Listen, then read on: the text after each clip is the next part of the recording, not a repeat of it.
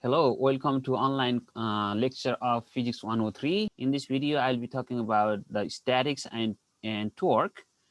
And first of all, I want to start with rotation. So what is a rotation? In simple language, rotation is such kind of motion in which points on a rigid body move on circular paths about an axis that does not move. Okay, so the axis that does not move is also called axis of rotation. Okay, let's take a look at this picture here. In this picture, if you consider this guy is spinning, so let's say this is a point A, and see I have another point B, then you have another point C. Okay, so this C belongs to hand. You know, B is kind of a point on the shoulder, and A is a point on the hand also. So while this guy spins, then what is the circle made by this point? This is the circle made by this point. And when this guy rotates, the circle made by this point during the rotation is this. And when similarly, the circle made by this point is this, right? Now, if I consider a point right here, then what is the circle made by this point? So the circle made by this point, is very small circle, meaning this the small circle having a radius 0, right? Okay, so meaning if the radius is 0, meaning the object does not move. Okay, the point does not move. The radius is 0, meaning point does not move. Okay, there are set of points along which the object does not move. Okay, if we join those set of points, we get an axis. We call it axis, and that axis is called axis of rotation. Okay, now in this case I'm going to talk about the rotational motion and angular displacement. Okay, so how the angular displacement defined in rotational motion. Okay, suppose you have spinning wheel. This spinning wheel spins like this. Okay, so this is what it is. This is it is clockwise or counterclockwise. This should be counterclockwise, right? Counterclockwise, because remember the clock moves this way and counterclockwise is this way. Okay, so this is your counterclockwise. So this rotates counterclockwise, and there is a reference line here, and there is a radial line also, so which is simply a radius. And in the beginning, t equals t0, which is initial time. My angle here made by the radial line with the reference line is theta 0. Then at time t equals t, right? The angle made is theta. Entire angle from here to here is theta. So there are two angles here from the reference line.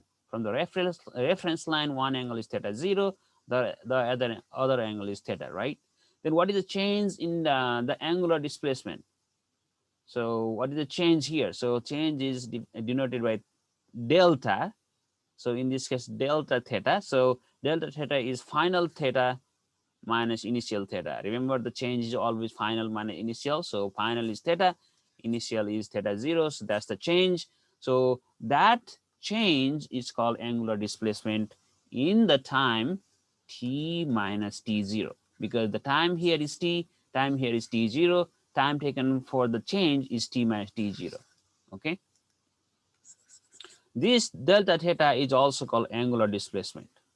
By convention, counterclockwise angular displacement is taken to be positive, and clockwise angular displacement is taken to be negative. Okay, so that's the direction of displacement, which is angular displacement in our case.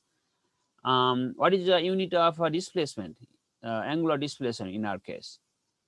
So angular displacement has the unit called radian, and we can write rad. Okay, rad meaning radian, right? In this slide, I'm going to find the formula for angular displacement. Okay, angular displacement is theta, right? So how do you represent angular displacement in terms of the arc length and the radius? Okay, that's what I'm trying to do here.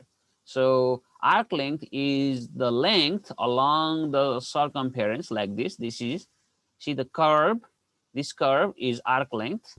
So then this is the radius, right? So if you divide S by R, you get theta in radian, okay? So theta is given by arc length over radius. All right, let's do an example here. The example is about the synchronous satellites, okay? So we have two satellites here which are adjacent to each other. So you can see here there are two satellites. So the satellites are synchronous. What is meant by synchronous?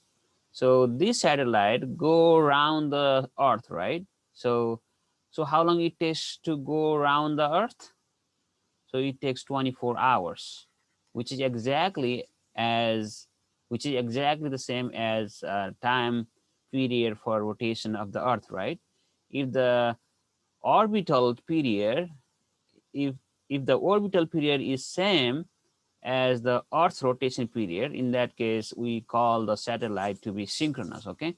So in our synchronous satellite, we have synchronous satellites are put into an orbit whose radius is this, okay? The radius is this much here. If the angular separation of two satellites is 2 degree, here this is 2 degree, find the arc length that separates them. So what is this arc length? So if you remember, we have a formula for theta, which is arc length over r, right? But remember, this theta is in radian. The theta should be in radian, okay? If the theta is in radian, then you can find arc length by using this formula, right? But our theta is in degree here. So how do you change your degree to radian? Let's do that, okay?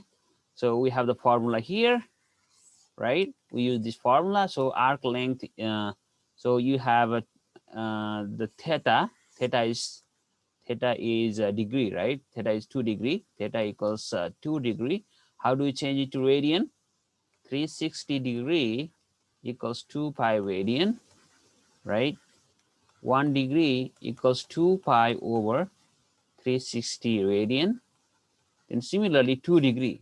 So which is simply multiply by 2, right? 2 degree equals 2 pi over 360 times 2. If you do that, you'll end up getting, if you do that, you'll end up getting 0.0349 radian, okay? That will be your radian. So now you have the theta in radian. Now, so just plug this in. 0.349 equals S over R. What is R, by the way? R is, if you go back here, your R is 4.23 10 to the 7. 4.23 10 to the 7, right? So if you multiply both sides by 4.23 10 to the 7, then what do you get? Both sides meaning left and right, right? 4.23 10 to the 7. 10 to the 7. Then what do you get? This cancel out. Then you are left with S equals this guy here, right? If you multiply them together, what do you get? 1.48 10 to the 6. Okay, if you do that in the calculator, you get in meter, right? But you can convert it to mile. If you convert it to mile, then it is something like 920 miles. Okay, so but you don't have to do this, just you give me this answer. Okay, so the thing is, how do we describe the rate at which angular displacement is changing now? So we know what angular displacement is. Now we'll be talking about change in angular displacement, okay? In this case, we'll be talking about change in angular displacement. Change in angular displacement.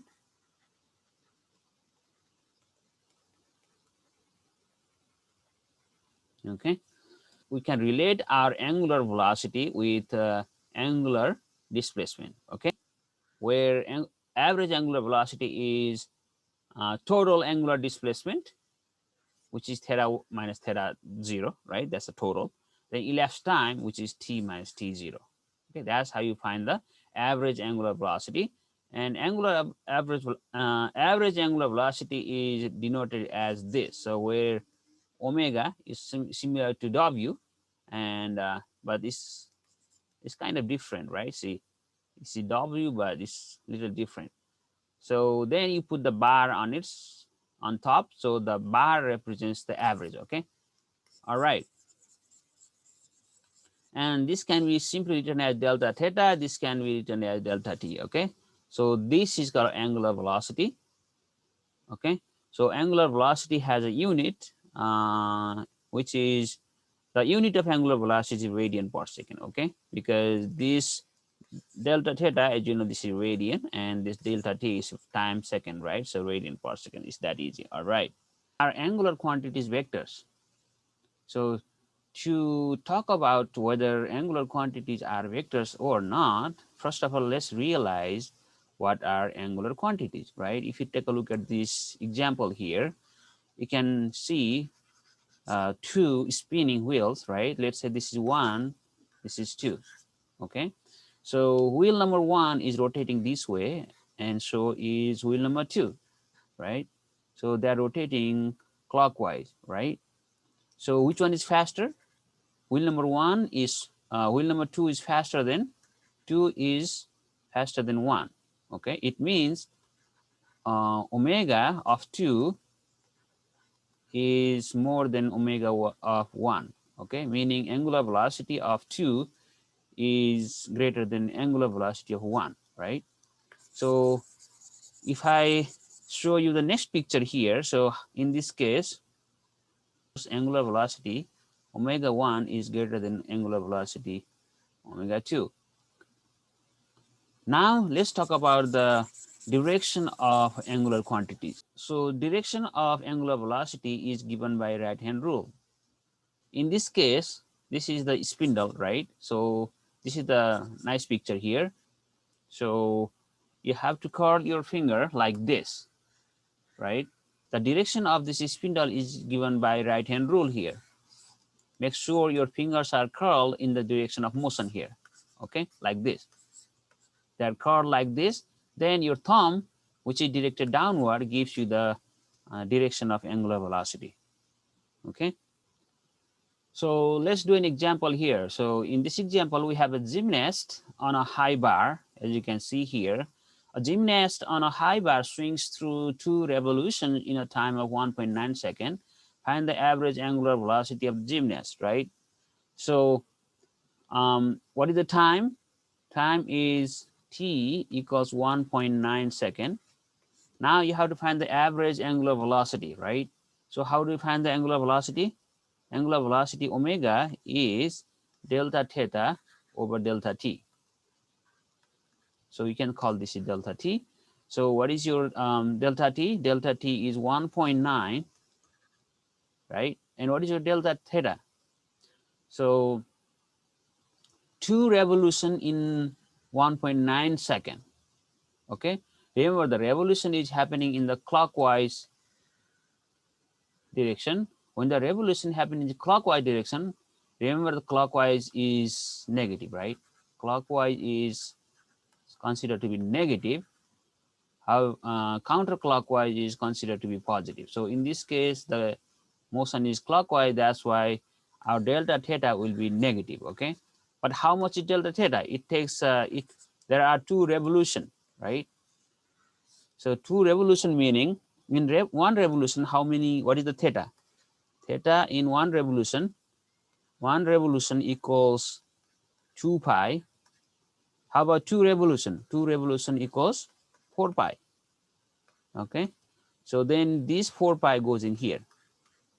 Okay, it means you have 4 pi, your angular displacement is 4 pi, negative 4 pi rather, in 1.9 seconds. So if you do that, you will get, if you divide 4 pi, which is 4 times 3.14 by 1.9, then you happen to get negative 6.63 radian per second.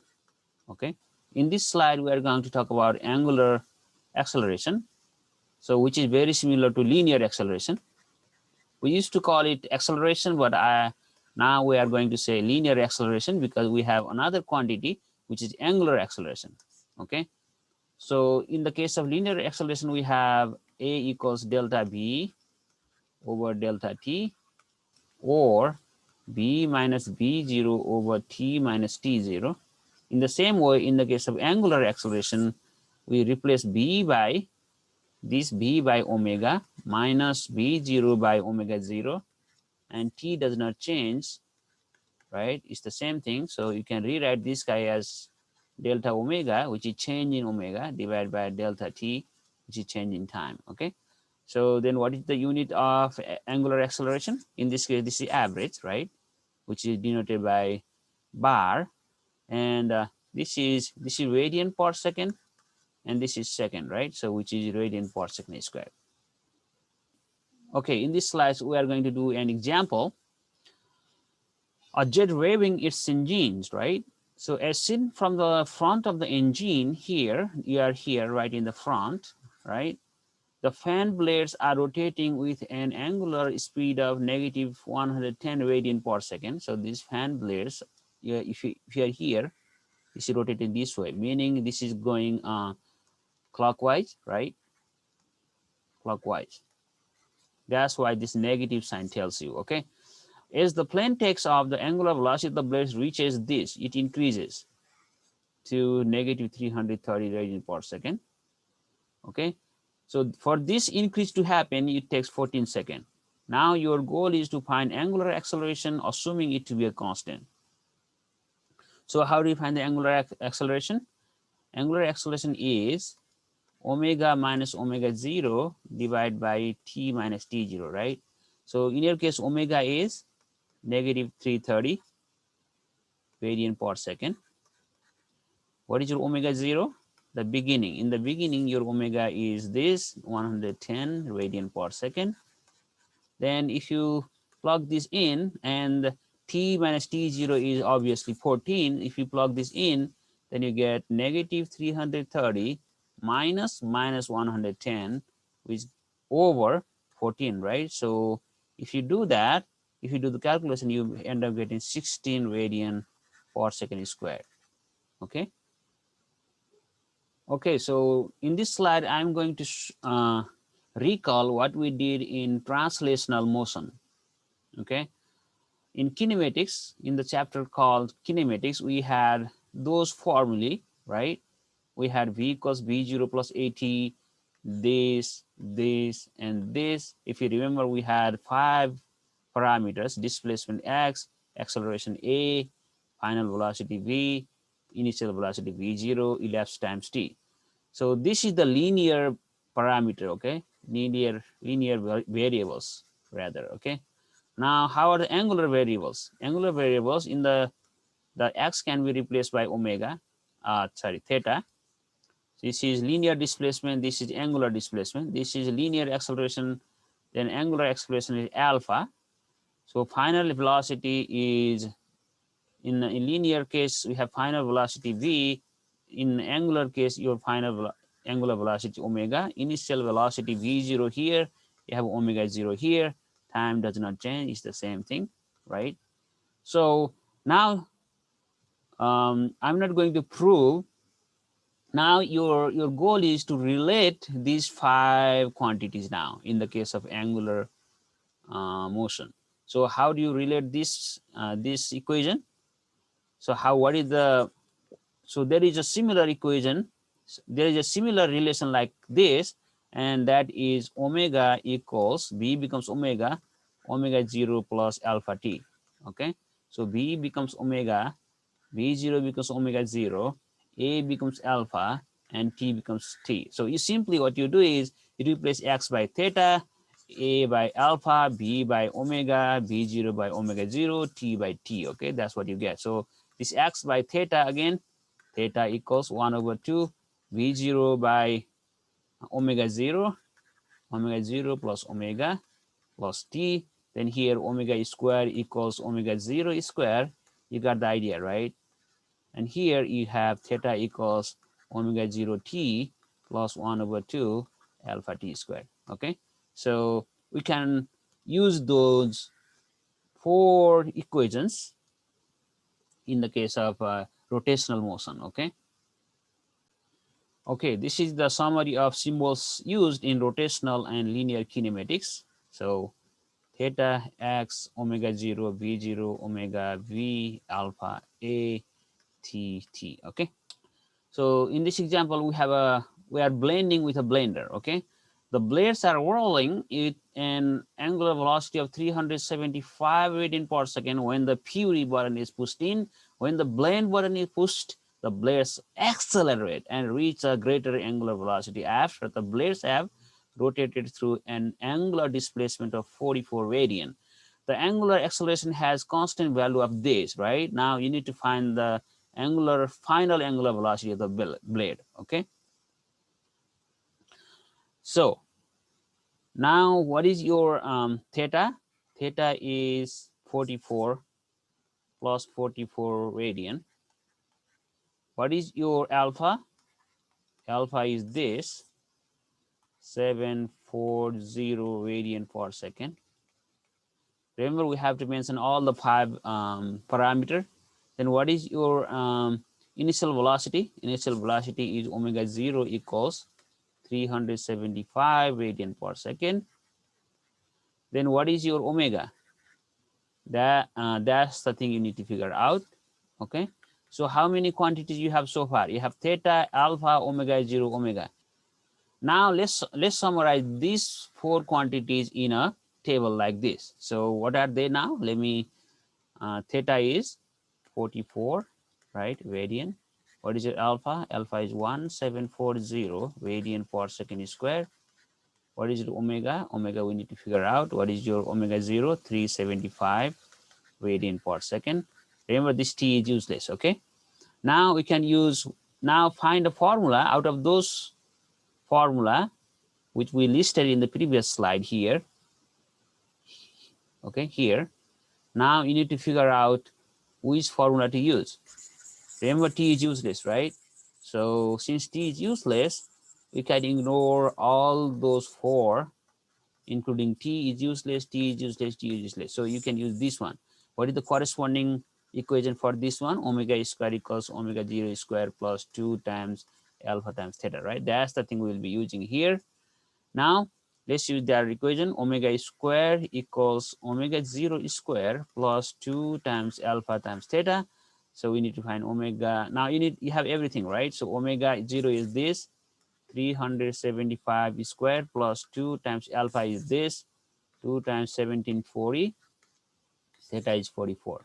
Okay, now if you do the calculation, you end up getting, now you have to find the square root of that, right? So if you do the calculation, you end up getting 542 radian per second. Okay, this is exactly how you do in linear case also. Okay, this is exactly same thing. Now in this slide, I'm going to talk about translation versus rotation. Okay, in pure translation motion, let me talk pure here. In pure translation motion, all points on an object travel on parallel path. Suppose this guy is jumping from here to here, right? So if you see this guy jumping from point A to point B, so while in the air, these are the different position of the guy. Okay, so they are all parallel, right? This parallel to this parallel to that, everything is parallel. Okay, since this is pure translation, okay, they are all parallel. Okay, however, most general motion is combination of translation and rotation. Okay, so here the same guy goes from A to B but different manner, right? So in this way, so definitely there is translation because he has reached from A to B, right? There is definitely translation. So but not only translation, he has rotated. If you can see here, he is rotating also, right? So this kind of motion is the most general motion, okay, which is the combination of translation and rotation. Now let's talk about the torque on a rigid body. Okay, so according to Newton's second law, net force causes object to have an acceleration, meaning net force equals ma, right? That's what I meant. But in the case of angular, in the case of rotational motion, what is this? What is the counterpart of f? F is t, and m becomes I, and as you know, a becomes alpha, right? So what is I? I is called moment of inertia. I is called moment of inertia. So we don't talk about this too much, but I just introduced you what I is, okay?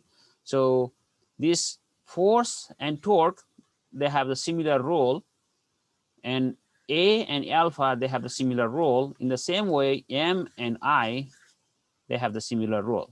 So what do I mean by that is moment of inertia in rotational motion plays the same role as mass plays in translational motion, okay? All right. Now, in this case, we are going to talk about torque, which is similar to force in linear part, in the translational motion, okay? In this slide, I'm going to define torque. What is a torque, right? Suppose this is a rigid body. This is a rigid body here. Now, this rigid body rotates about the axis passing through this point O, okay?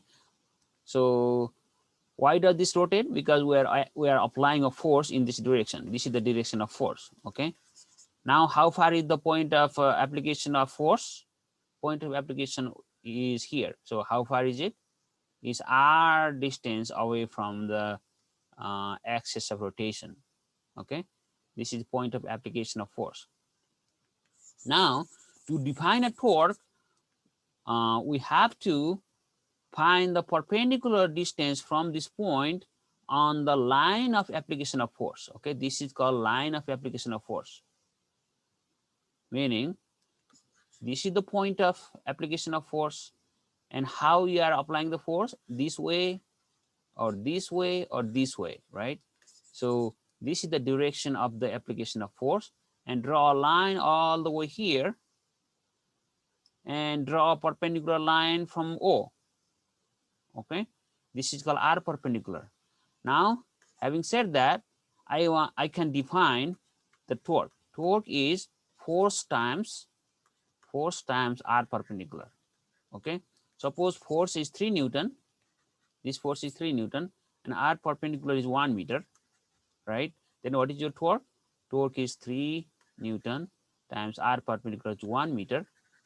So which is 3 times 1, 3 Newton meter, okay? Newton meter is the unit of torque. Let's say we have applied same force here. This is 3 Newton force in this example. So what is the R perpendicular here? From this axis of rotation, draw the perpendicular to the line of application of this force. This distance is R perpendicular. Let's say this is 1 meter, okay? Then in this case, torque is 3 Newton times 1 meter, right? 3 Newton meter. How about here? You have the same force again, 3 Newton, but you have applied the force at a distance of 0.4 meter maybe, right? And what is the perpendicular distance from the axis of rotation? 0.4. So in this case, 0.4 times 3, right? So 1.2, okay, Newton meter. Now in this case, the force is applied here, which is 3 Newton. But the thing is, you need to find the perpendicular distance to the line of application of force. Maybe this is the perpendicular distance here. You have to draw the perpendicular distance onto the line of application of force. So this is very small. Maybe this is 0.2. Okay, this perpendicular distance. In this case, torque is 3 Newton multiplied by 0.2, which is 0.6 Newton meter. So it means the amount of torque depends on where and in what direction the force is applied. So what is the direction of the torque then? Again, torque is a vector quantity. So as you know, the torque is given by F times L. In our case, L, in the previous case, we got F for R perpendicular. Okay. So torque is positive when the force tends to produce a counterclockwise rotation about the axis. Otherwise, it is negative. Okay. Okay. All right. So when opening a door, you push on it perpendicularly with a force of this at a distance of 0.85 meter from the hinges. What torques are you exerting relative to the hinges? Does it matter if you push at the same height as the hinges? Okay, let's do that. So you have the axis of rotation here. This is the lever arm or R perpendicular, whatever you call it. Then R perpendicular is 0.85. Okay, and the force is 55. All right, 55 Newton. Then what is the torque? Torque is given by 55 times 0.85. Right? If you multiply them, then you get 46.75 Newton meter. Okay. Now, suppose this is a door, right? This is a door. So to explain, does it matter if you push at the same height as the hinges? To answer B part, let's say hinge are here, right? Hinge are here. So in part A, maybe you are pushing from here, this way, right? So in part B, now said, let's say you are pushing this guy from here. Okay, does it matter? Does the torque, is the torque different in this case? Okay, so in this case, what is the perpendicular distance from the axis of rotation? From the axis of rotation to the line of application of force is this line, right? And force is same. Force is, and this is force. Okay, and in this case, the perpendicular distance from the axis of rotation to the line of application of force is same. So these two distances are same, the force are same. As long as force and lever arm, which is L or R perpendicular, as long as both of them are same, the torque is same. Okay, so it doesn't matter where you apply the force. All right, so the rigid body in equilibrium. All right, so as in the case of translation motion, we have equilibrium case in this case too, but we have, unlike in translation motion, we have two conditions. In the case of translation motion, the vector sum of all external forces that act on body must be zero. That's the condition for equilibrium. But in the case of rotational motion, so you have condition number one plus condition number two. What is condition number two? The vector sum of all external torque that act on the body measure about any possible points must also be zero. Okay, meaning not only the force but also the torque. Okay, torque, this is, by the way, this is a Greek letter tau. Okay, Greek letter tau, looks like T, but this is Greek letter tau. All right, so when is net torque zero? Right, so net torque is this, right? R perpendicular times F. When is torque zero? When R perpendicular is zero, then torque is zero. When F is zero, then torque is zero. Okay, these are the two conditions when torque is zero. Okay, now let's take a look at this example here, seesaw, right? In this case of seesaw, what is the torque due to the force Fp? So here there are two people here on the two kids on the seesaw. The kid number one having mass m1, kid number two having mass m2, and there is a fulcrum, right? This is the fulcrum, and so kid has the weight acting down. Similarly, this kid also has the weight acting down because gravity pulls down. Then how are the force due to this fulcrum? Definitely force due to fulcrum is like this, which is denoted by Fp. So what is the torque due to Fp? Torque is again this. Okay, so Fp is definitely not zero because as you can see, this is pointed and Fp is not zero. However, for R perpendicular, F is Fp. Okay, this F is Fp. However, R perpendicular. Okay, What is the axis of rotation in this case? This is the radius of the circle for this girl, and this is the radius of the circle for this girl, so for this boy, right? So what is the r perpendicular? What is the distance of FP from the axis of rotation? 0, right? So here is the axis of rotation, here is the point. Okay, that's why r perpendicular is 0. That's why the torque due to FP is 0. All right, let's do one problem here. A diving board.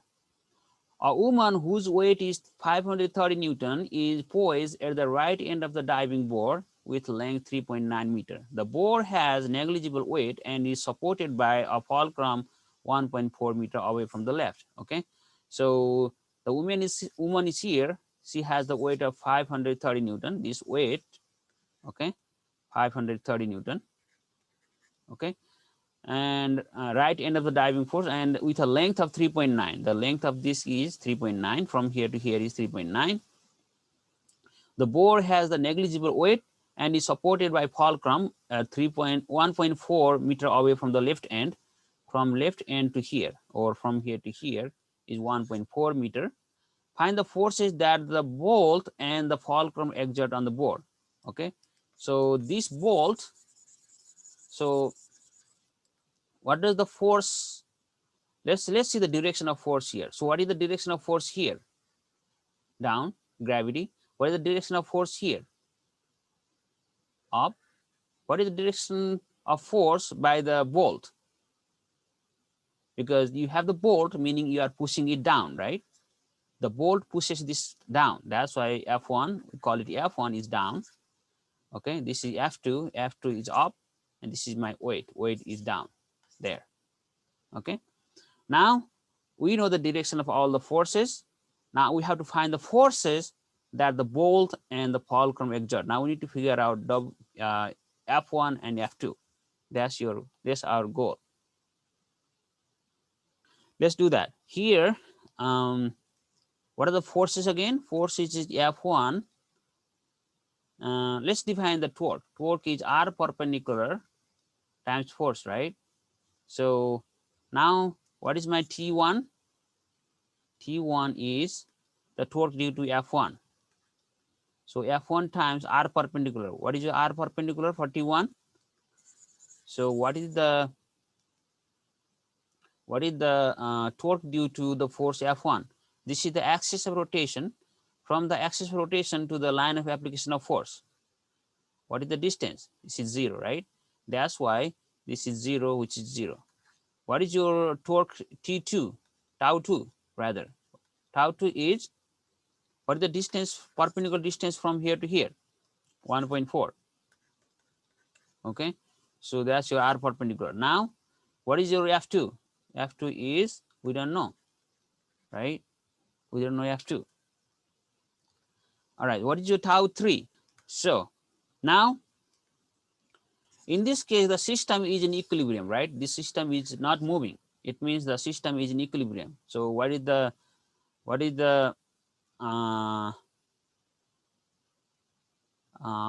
equilibrium condition? All the torque should be 0, right? Net torque should be 0. All right. So what are the net torque? This Tau 1 is 0, Tau 2 and Tau W. So Tau 2 is 1 plus 1.4 F2, and Tau W is 3.9 times 530. Okay, that must be 0. But we have to choose the proper sign here. So what does F2 do? F2, how does F2 rotate this object? Does it rotate clockwise or counterclockwise? F2 rotates this way, right? So that's why, which is counterclockwise and plus. Okay, and how about W? So W will rotate this guy clockwise. Okay, that's why this is negative. Okay, so now can you find your F2 from here? From here, 1.4 F2 is 3.9 530, right? Now if we divide by 1.4 both sides, what do you get? That's how you get your F2. Okay, so what is the value of this guy? If you do the calculation, you end up getting 1480 Newton. That's how you figure out your F2. So we found the force due to the fulcrum now. So we used condition, equilibrium condition, which is this, right? Now let's use another equilibrium condition to figure out the other force, F1. Okay, so what is the equilibrium condition? Summation F's must be 0, right? That's the equilibrium condition. So what are the forces there? F1 and F2 and omega. That must be 0. What is the direction of, let's say the upward is plus, downward is negative. So F2 is positive, other two are negative, right? So that must be 0. So minus F1 plus F2, how much you got in F2? We got from the previous section, we got 1480, right? 1480 is F2 minus omega, sorry, W is 530 equals 0, right? So what do you get here? If you do the calculation, you get F1 equals 1480 minus 530, which happens to be 950 Newton. Okay, so we got F1 and we got, in the previous case, we got F2, now we got F1. So we are done, right? In this slide, we'll be talking about tangential velocity and tangential speed. Okay, suppose you have the rotational motion here. So what is this guy rotate along this path, right? So at this point, what is the velocity of this guy? Remember, as we did in circular motion, the tangential velocity is tangent to the path like this. That's your tangential velocity. And if you take the magnitude only, then that's tangential speed, right? Okay. Now, how do you find what is the relationship for tangential speed? Okay, magnitude of tangential velocity, in other words. So to find that, let's do that. Okay, so let's say this is your initial position. This guy, this is the initial position, which is r distance away. And after some time, it reaches, after some time, this is the final position of the person here. So during that time, the arc is S, and this is the angle theta. Okay, so what is your Vt? Tangential speed is Vt equals S over T, right? Okay, so what is the relationship between S, theta, and R? S by R equals theta, right? Then what is your S? S equals R theta, right? So plug this in here, S equals R theta, which is R times theta divided by T. So now you can rearrange this guy, R theta over T. Then what do you get here? Theta over T is omega, right? Omega there. Okay, so this is another formula. This is the formula for tangential speed. Okay, tangential speed is Vt equals R omega. If you want to find the speed here, okay, so you just multiply R with omega. You have to find omega, angular velocity, then multiply with the radius. It gives you the tangential speed. Okay, let's do one problem here. At its peak, a tornado is 60 meters in diameter and carries 500 kilometers per hour winds. What is its angular velocity in revolution per second? So what is the speed? Speed is 500 kilometers per hour. So let's change it to meter per second, right? So how do you do that? Kilometer to meter, 500. So times 1000. Okay. Then what? How do you do hour to second? 60 times 60, right? That's how you do that. Then if you multiply them together, then you get 130. If you multiply them, if you do the calculation here, you get 138.9 meter per second. Okay. Then what is your omega? Omega is V over R, because we have, what is your tangential speed?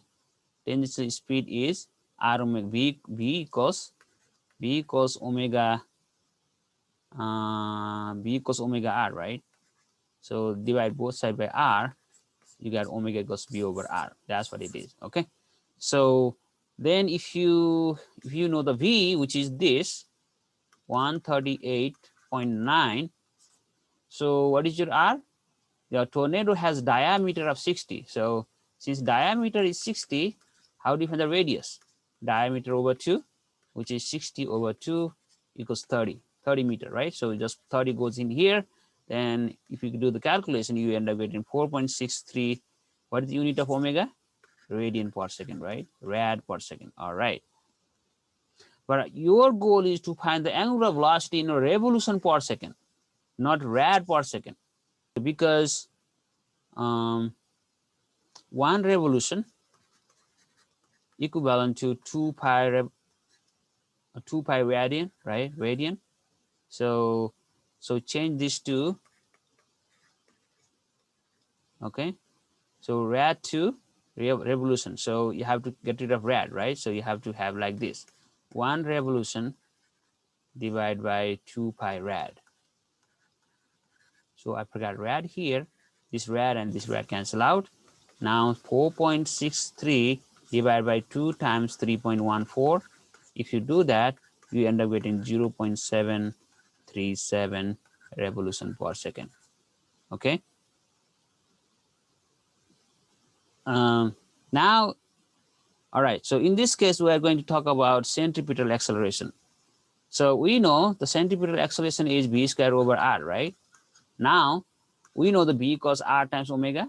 If you just plug this in here, what do you get? B equals r omega, which is squared, over r. So AC equals r squared omega squared over r, and this cancel out. So AC equals r omega. Okay, this is another formula for centripetal acceleration. Okay, with this, I want to conclude this lecture. Thank you.